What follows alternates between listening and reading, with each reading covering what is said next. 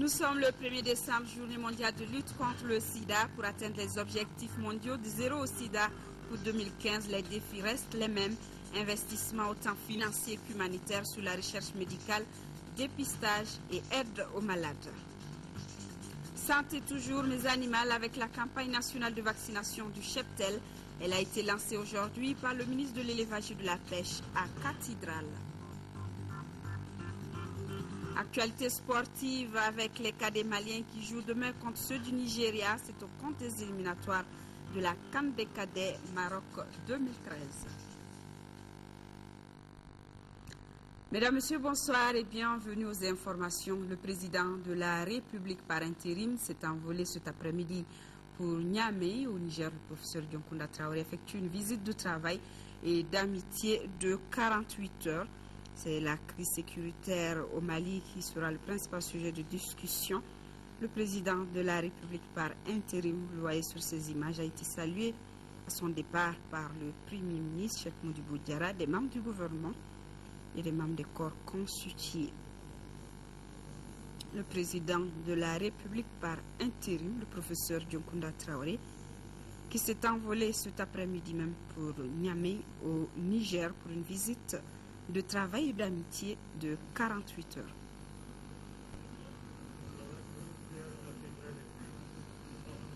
Là, il a été accompagné à son départ par le chef du gouvernement, Cheikh Modibo Diarra.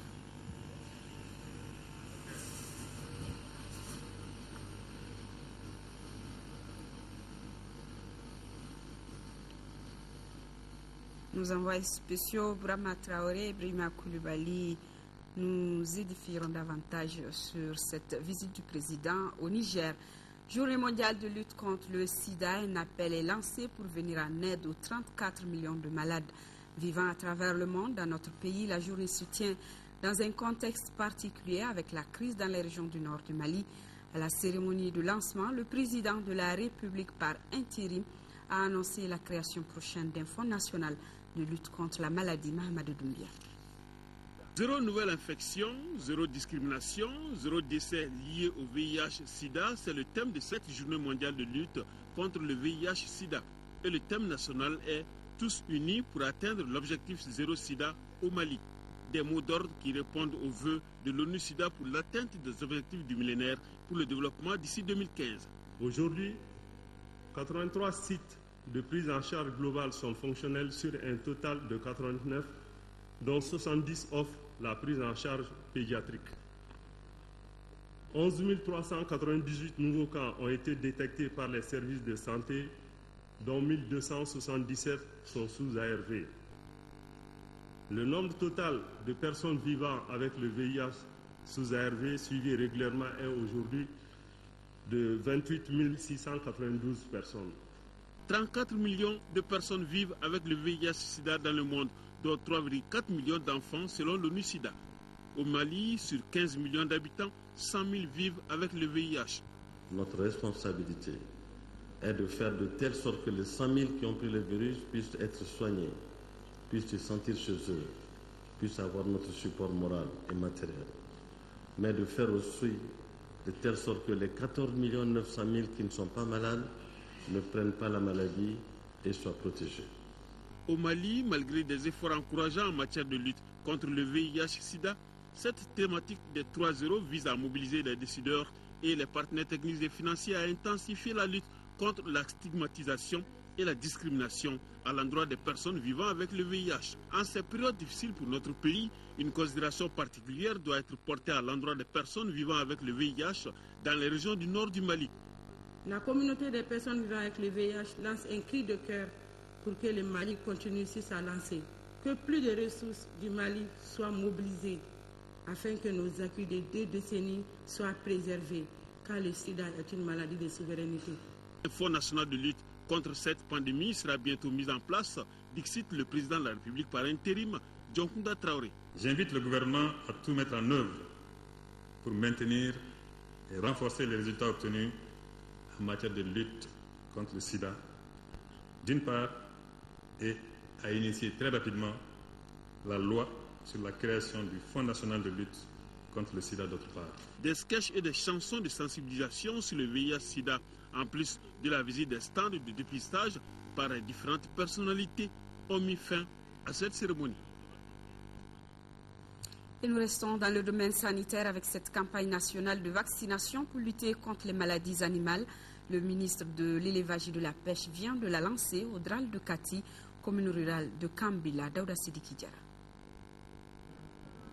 Cette dose de vaccin administrée à ce bœuf par le ministre de l'élevage et de la pêche marque le démarrage de la campagne de vaccination 2012-2013 du cheptel national.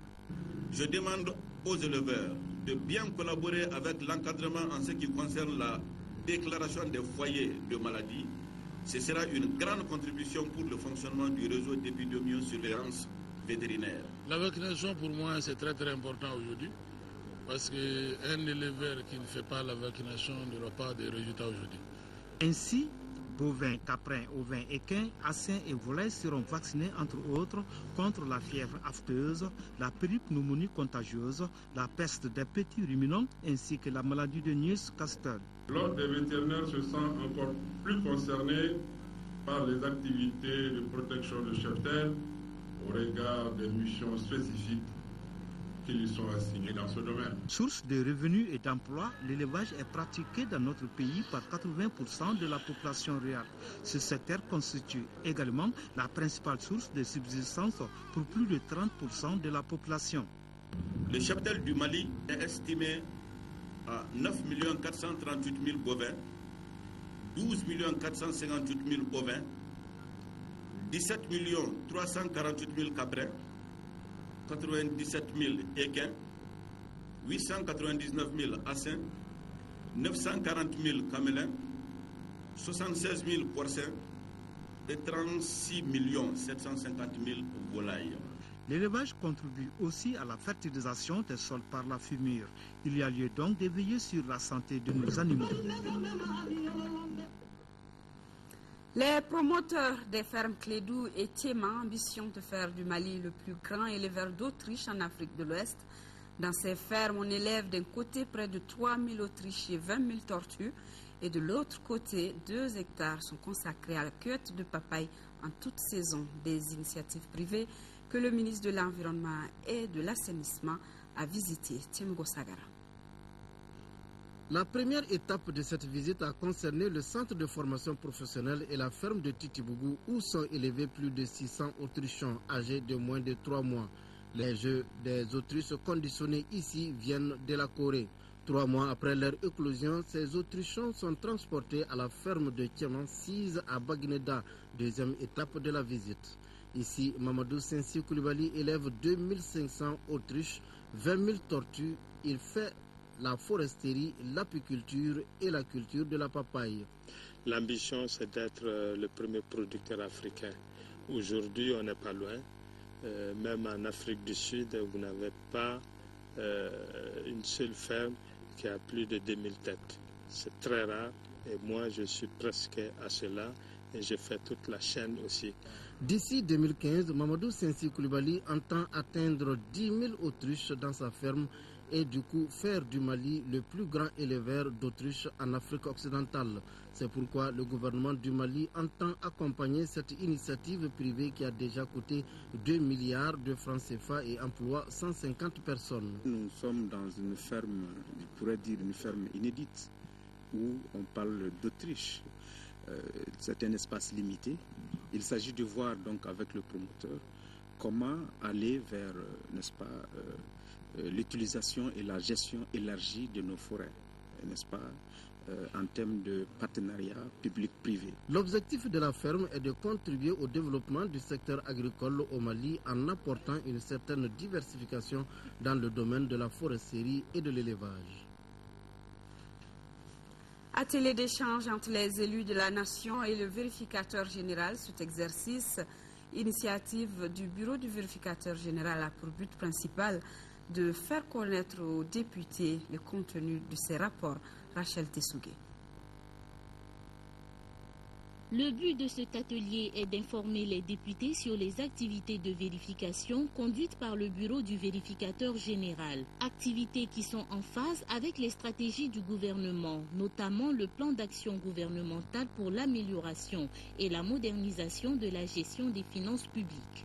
Il s'agit d'engager des échanges enrichissants entre l'Assemblée nationale du Mali et le bureau vérificateur général du Mali, dans le but d'un partenariat fécond qui permettra aux honorables de mieux comprendre le processus de vérification et d'appuyer le bureau dans le suivi de ses recommandations. Les parlementaires apprécient la tenue de cet atelier dont la méthodologie consiste en une approche participative.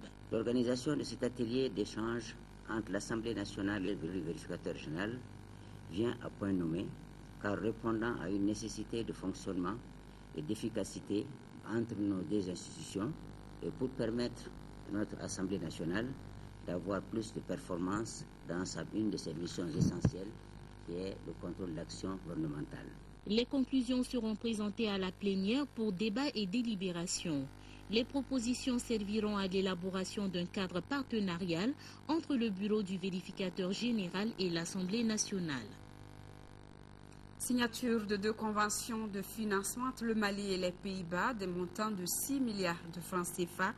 À travers la première, le Royaume des Pays-Bas accorde à l'État malien une subvention de 5 milliards de francs CFA, un appui qui est destiné à la construction et à la réhabilitation des structures sanitaires des régions de Mopti et Ségou. Il sera exécuté par l'Agence nationale d'investissement des collectivités territoriales, ANICT. La deuxième convention de montant d'1,650 milliard est accordée à la pharmacie populaire du Mali. Marche de soutien au gouvernement de transition, l'initiative est de l'Armée de développement pour l'Afrique. Des centaines de marcheurs avaient un seul slogan ensemble pour soutenir le gouvernement. Garibou Pérou pour les détails. Ne touche pas à mon gouvernement, ne touche pas à mon Premier ministre.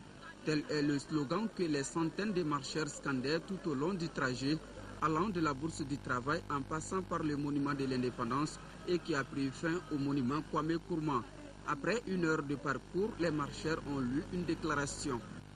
Vu le rôle primordial des jeunes dans le développement d'une nation, nous avons décidé de vous réunir autour d'un thème essentiel, l'éveil de la conscience, afin de soutenir le gouvernement et de faire face à l'urgence. Par cette optique, l'adversité fera place aux actions de sortie de crise. Dans un cadre de communion nationale, et des jeunes du Mali diront et auront dans leur cœur le même mot, la paix. L'idée de cette marche de soutien au gouvernement de transition est venue de l'union de plusieurs associations afin que ce gouvernement puisse travailler convenablement, libérer les régions occupées et organiser des élections. Cette marche a été organisée par l'Armée de développement pour l'Afrique qui a aujourd'hui plusieurs représentations partout à travers le monde. La convention de l'Alliance des démocrates patriotes pour la sortie de crise ATPS est convaincue que la libération des régions occupées passe par l'unité nationale. C'est pour cela qu'elle a mobilisé ce matin les regroupements politiques et les organisations de la société civile. Les discussions se sont focalisées sur le contenu d'un document intitulé « Manifeste pour la nation », le compte-rendu d'Ibrahima Traoré. Les regroupements politiques et les organisations de la société civile du Mali se retrouvent autour de la table pour se parler et parler du Mali. Une initiative de l'ADPS, Alliance des démocrates patriotes pour la sortie de crise.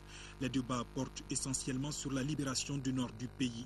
L'urgence impose une solution nationale selon les organisateurs, ce qui passe impérativement par un terrain d'entente sur différentes thématiques citées dans un document intitulé « Le manifeste pour la nation ». Le présent projet de manifeste pour la nation qui est soumis à votre appréciation aujourd'hui se veut une première tentative d'harmonisation des vues sur des thématiques aussi vitales que la médiation du Burkina Faso, le calendrier des élections générales, le processus de réconciliation intra- et intercommunautaire à organiser une fois le Nord libéré et le refus de tout marché de dupes et de toute impunité bénéficiant aux leaders des mouvements rebelles et intégristes qui ont pris la lourde responsabilité de prendre les armes. contre la mère patrie. Alors même que le cadre démocratique permettait et permet toujours la recherche de solutions pacifiques à toute revendication respectueuse de l'intégrité territoriale, de l'unité nationale et des valeurs de la République. Le manifeste pour la nation refuse les négociations avec le MNLA et Ansardine, rejette la plateforme politique du MNLA et la tenue des élections avant la libération des régions occupées. Le document critique aussi la médiation du Burkina Faso. Premier signataire de ce manifeste, Seydou Badjan, qui affirme le faire au nom des pères de l'indépendance du Mali. Je suis aujourd'hui le dernier survivant du bureau politique qui a conduit le Mali à l'indépendance. Mes camarades sont tous partis. Je suis certain qu'ils sont avec moi. Que Dieu vous assiste. Pour libérer le nord du Mali, les regroupements politiques et organisations de la société civile fondent leur espoir sur l'armée nationale, une armée qui a besoin du soutien de tout le peuple malien et de la communauté internationale. Les élus du Nord harmonisent les points de vue et pour assurer la stabilité politique et sociale après la crise. C'est l'objectif principal de ces 2 jours de rencontre des élus du Nord du pays, organisé par le collectif des élus du Nord Kolen Mali. Le forum a été ouvert ce matin par le président de l'Assemblée nationale par intérim. Le compte-rendu de Moïse Traoré. Situation politico-sécuritaire et institutionnelle du Mali. Harmonisation des points de vue des élus pour une sortie de crise.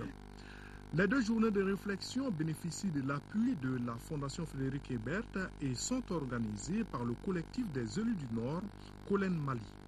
Un collectif mis en place le 2 mai 2012. Autant le Kolen restera l'écho sonore des populations meurtries, humiliées et abandonnées à leur triste sort. Il ne sera favorable ni à l'impunité, ni à la partialité, ni à des solutions conçues sans lui. Au plus, il sera prêt à consulter, à citer en justice toute personne, tout groupe de personnes ou toute institution qui aura par des faits, déclarations ou gestes contribués à la douleur des populations innocentes. 4 thèmes sont développés au cours des journées.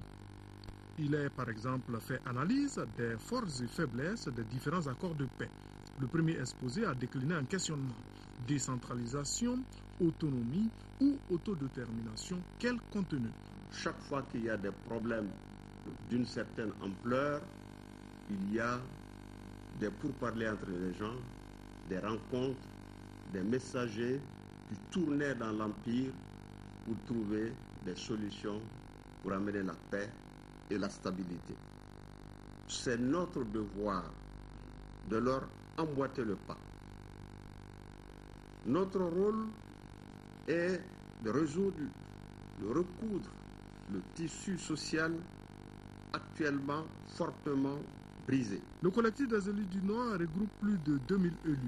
Ces députés, conseillers nationaux, maires et conseillers communaux sont originaires des 3 régions du Nord et de 3 cercles de la région de Mopti. Le Front pour la République et la démocratie FDR réagit par rapport aux déclarations du secrétaire général des Nations Unies sur les violations des droits de l'homme au Mali. Je vous propose un extrait de cette réaction, lui ici par Amadou Koïta. Il est le porte-parole du FDR. Front uni pour la sauvegarde de la démocratie et la République FDR a pris connaissance du rapport adressé par le secrétaire général des Nations Unies au Conseil de sécurité sur la situation du Mali dans le cadre de la résolution 2071 adoptée le 12 octobre dernier.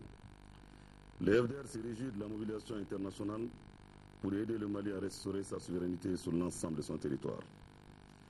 À l'unisson avec le peuple malien, le FDR espère vivement que le rapport du secrétaire général Ban Ki-moon ouvrira la voie à l'adoption d'une nouvelle résolution autorisant l'usage de la force contre les groupes armés terroristes et rebelles qui continuent à bafouer la souveraineté et l'intégrité territoriale du Mali.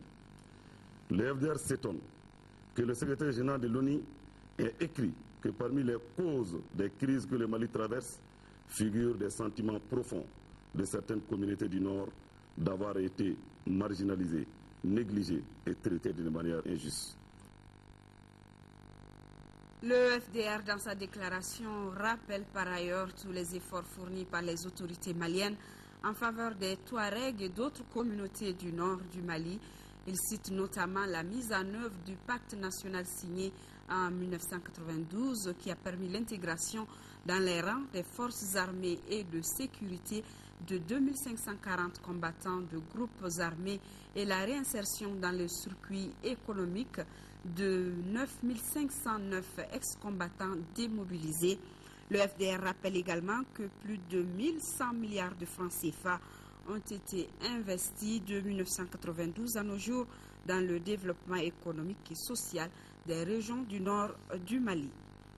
La mégastar ivoirienne Alpha Blondy est à Bamako. L'artiste a donné un spectacle exceptionnel hier soir au Palais de la Culture. C'était au cours de la rentrée télévisuelle de l'émission Grand Public Tunkaguna saison 3.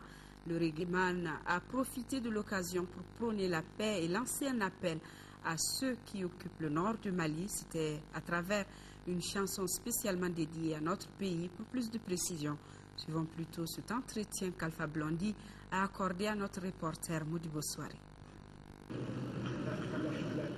Je donnais quelque chose d'exceptionnel à mes frères et sœurs du Mali parce qu'ils le valent bien, comme dirait la pub. J'ai fini mon prochain album et il n'est pas encore sorti, il sortira en février ou en mars.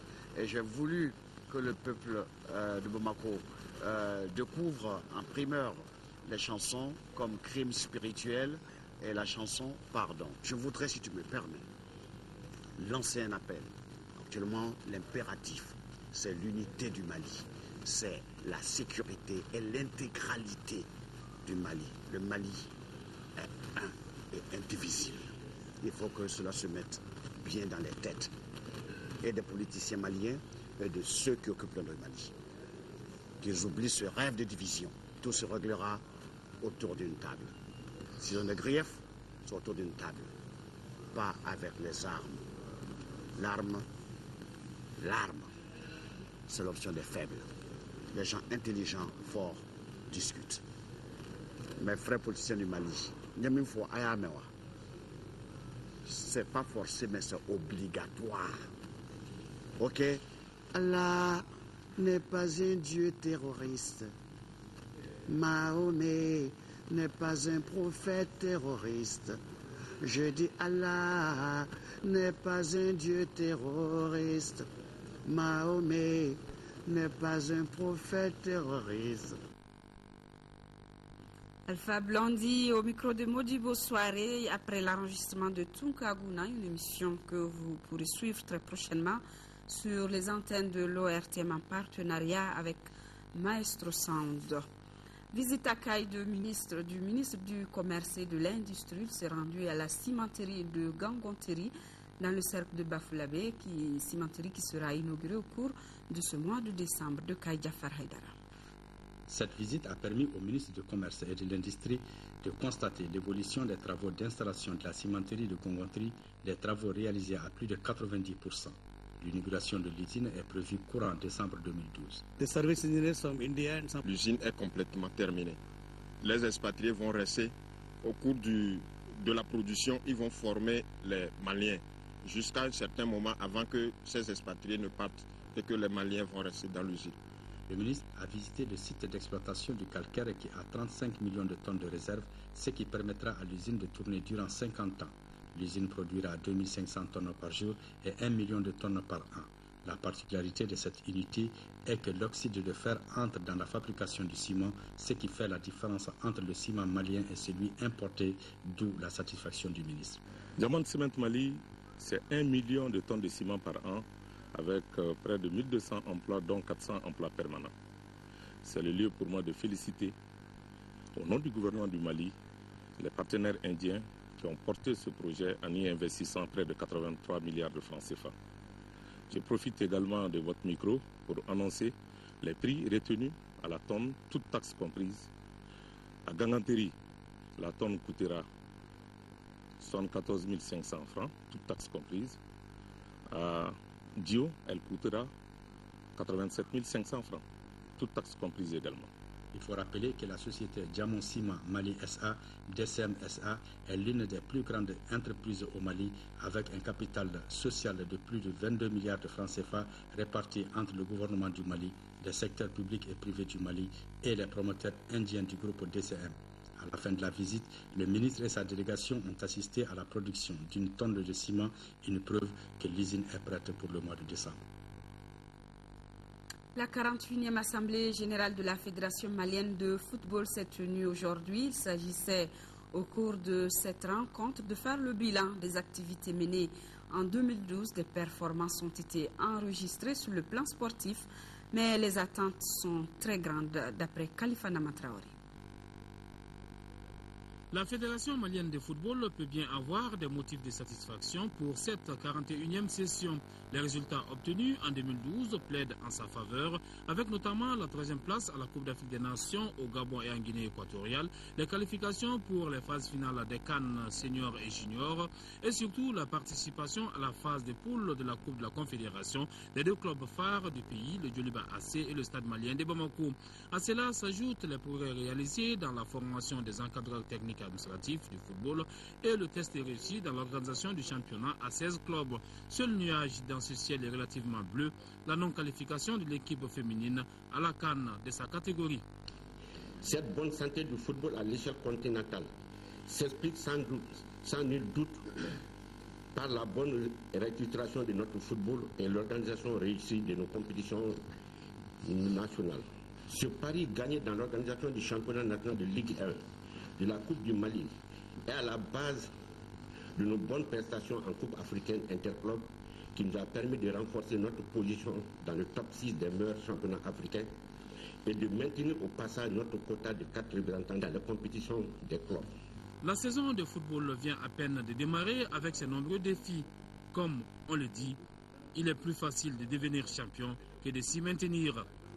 Le souci qui vous anime, celui de hisser le football malien vers les sommets, exige de vous cet exercice qui est de nature à évaluer le chemin parcouru, à vous soumettre aux observations et critiques de ceux-là même qui vous ont donné mandat pour que notre sport roi rayonne de tout son éclat au plan national et international. Beaucoup d'efforts doivent être fournis dans la communication et surtout la réconciliation des acteurs du football malien. La 41e Assemblée générale doit permettre aux 53 délégués issus des 9 ligues et des clubs de première division et les 27 membres du comité exécutif d'aplanir les divergences et tirer dans le même sens afin que le football malien atteigne la cime continentale. Et sport, toujours football avec les éliminatoires CAN des cadets Maroc 2013. Les cadets maliens jouent demain contre ceux du Nigeria. Les nôtres doivent renverser la situation car les Nigérians sont les vainqueurs du match aller à Kabbalah où ils sont en préparation depuis quelques jours. Les cadets maliens sont plus que motivés. Al-Jumatina. Les voilà retranchés à Kabbalah environ une semaine. Les aiglonnés maliens amorcent la dernière ligne droite de leurs préparatifs et stratégies dans le but d'arracher la qualification contre le Nigeria pour la CAN U17 en 2013 au Maroc. Avec un déficit de 2 buts à remonter, score qui leur avait été infligé au Nigeria, nos cadets seront à cet effet face à un défi certes complexe mais réalisable au regard de la physionomie du match aller. C'est un énorme défi effectivement, mais ce n'est pas insurmontable. Vu la manche aller, je pense que nous nous préparons par rapport au match joué et nous comptons vraiment nous qualifier. 15h30, l'heure à laquelle la rencontre est prévue, nécessite une meilleure acclimatation et probablement d'autres détails. L'animation offensive et défensive, bloc d'équipe. Autant d'aspects passés à revue avec enthousiasme par les aiglonnés qui ne savent nullement résigner. Ça ne va pas être un match facile. Donc le match précédent, ça a été en notre défaveur. Donc tout compte fait, on va essayer de se rétablir jusqu'à ce qu'on gagne ce match. On va tout faire pour honorer le peuple malien, quoi.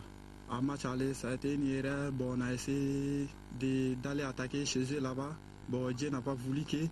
Bon, c'est que si on s'est préparé en conséquence, quoi. J'espère qu'on va gagner, Inch'Allah. Gonflé à bloc, la bande à Issa Kolon Koulibaly n'enregistre pas de joueurs professionnels pour cette rencontre.